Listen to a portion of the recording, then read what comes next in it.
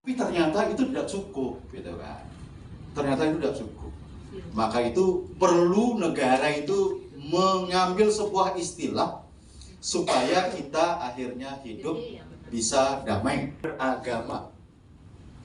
Gitu ya, moderasi beragama. Nah, kata moderasi itu berasal dari kata moderat, gitu kan. Jadi diinginkan ya semua orang Indonesia memiliki sikap moderat yang tidak ke kiri maupun tidak ke kanan. Jadi dia ada di tengah-tengah. Harus seimbang gitu kan dalam menjalankan ajaran agamanya maupun ketika menilai agama orang lain. Jadi moderasi. Ya. Nah, moderasi beragama maksudnya bukan agamanya yang dimoderasi. Kenapa? Karena semua agama yang diturunkan Tuhan ke dunia semuanya sesungguhnya moderat. Islam ada ajaran, gitu kan. Bahkan juga ada istilah al-muhid, gitu kan. Kemanapun engkau menghadapkan wajah akan kau temukan wajah-wajah Allah. Itu kata teman-teman di Muslim, gitu kan. Di Kristen itu ada ajaran cinta kasih. Ya, bahkan kepada musuh pun kita harus. Buddha, Konghucu, Hindu itu juga memiliki ajaran-ajaran cinta kasih seperti Tatwamasi. Apalagi? Hitakarana, gitu kan, dan lain sebagainya, banyak sekali. Ada ahimsa, gitu kan. Nah, artinya perilaku atau tindakan penganut agama yang kadang-kadang tidak sesuai dengan ajaran agamanya. Di Islam, Kristen, dan di Hindu pun, gitu kan, kalau adik-adik punya ajaran Tatwamasi maupun Trihitakarana, maka itu dianggap menyimpang atau melanggar. Tindakan itu yang harus dimoderasi. Gitu kan. Jadi sekali lagi, konsep moderasi beragama bukan yang dimoderasi, artinya tindakan maupun perilaku penganut agamanya yang tidak sesuai dengan Islam tadi kurang apa? Mereka punya ajaran-ajaran yang sangat bagus ya tentang kasih sayang. Tapi di dalam Islam itu juga ada kelompok-kelompok yang misalnya tidak sesuai dengan ajaran agama Islam. Misalnya terjadi tindakan kekerasan, ada teroris, ada ekstremis dan sebagainya, gitu kan. Meskipun bukan orang Islam yang sesungguhnya secara general melakukan itu, bisa saja adalah oknum tertentu, gitu kan. Apakah di Hindu tidak? Di Hindu juga ada, misalnya di India sana, ya di India sana pertarungan antara Hindu dan Islam itu terjadi, gitu kan. Bahkan kenceng. Jadi kalau ada satu kuil Hindu yang dibakar, maka ada 3 masjid yang akan menjadi korban. Wah, itu keras sekali. Ya. Apakah di Hindu tidak ada ekstremis? Ada. Mahatma Gandhi itu terbunuh oleh ekstremis Hindu bernama Nathuram Vinayak Godse. Ketika malah di sebuah doa pagi, si Mahatma Gandhi ditembak dadanya, lalu meninggal. Gitu ya. Di Kristen ada, dan di mana-mana ada.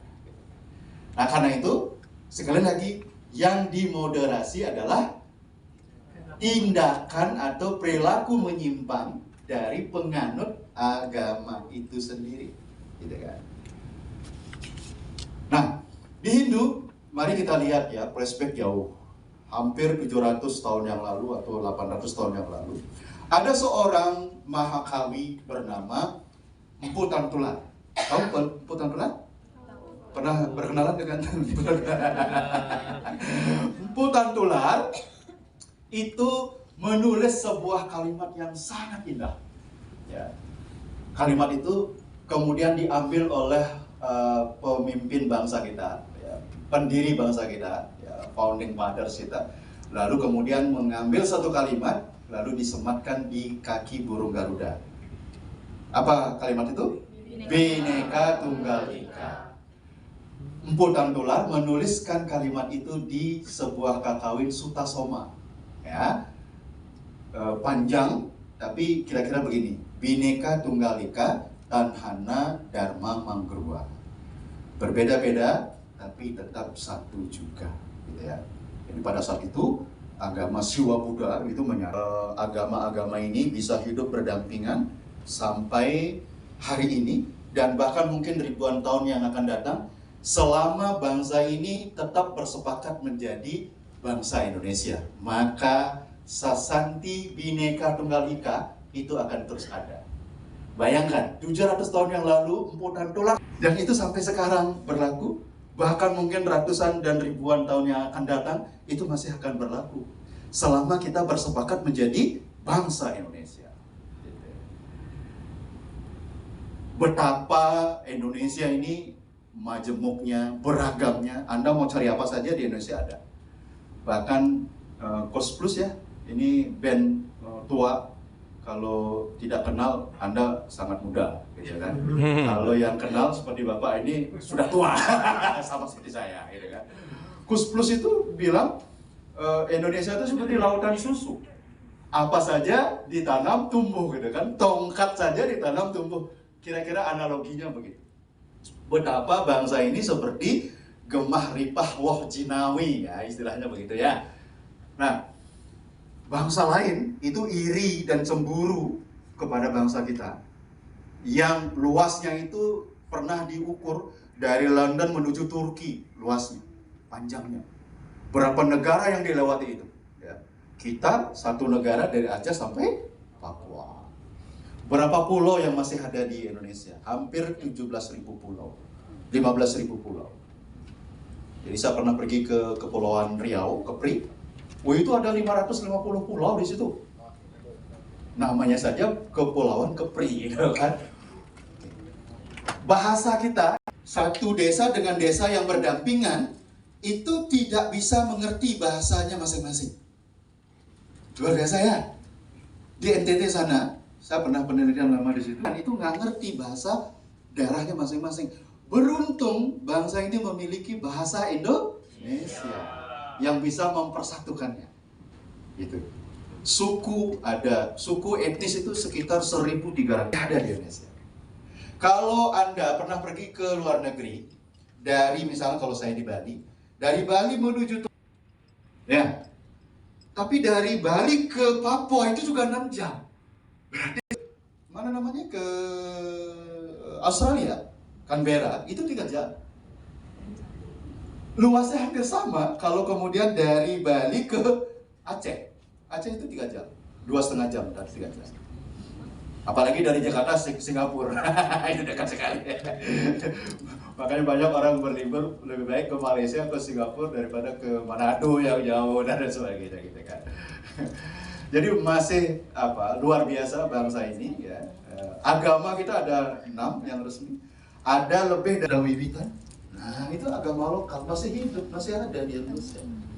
Dan yang lain-lain, ya, ada Wetutelu, ada Aluk Todolo, ada agama Permetang, ya, agama yang lain-lain itu banyak sekali. Jadi itu memperjuangkannya dengan darah, air mata, dan jiwa. Kenapa kita yang generasi muda, anak-anak muda hanya untuk merawatnya saja tidak bisa? Gitu ya. Maka dari itu kita harus bersepakat dan punya semangat bahwa akan meneruskan ya cita-cita perjuangan dari para pendiri bangsa kita agar Indonesia itu tetap bersatu padu dalam bingkai NKRI, Negara Kesatuan Republik Indonesia. Oke, gitu ya. Nah ini kesedaran itu artinya tidak lebih tidak kurang. Beragama itu seperti itu. Jadi jangan terlalu berlebihan, gitu kan? Juga jangan terlalu berkurang, gitu kan? Jadi kalau berkurang beragamanya, dangkal. Kanan tidak terlalu ke kiri, ya. Tidak terlalu ekstrim, ya. Juga tidak terlalu radikal. Gitu. Jadi moderasi beragama adalah cara pandang, sikap, dan praktek beragama dalam kehidupan bersama.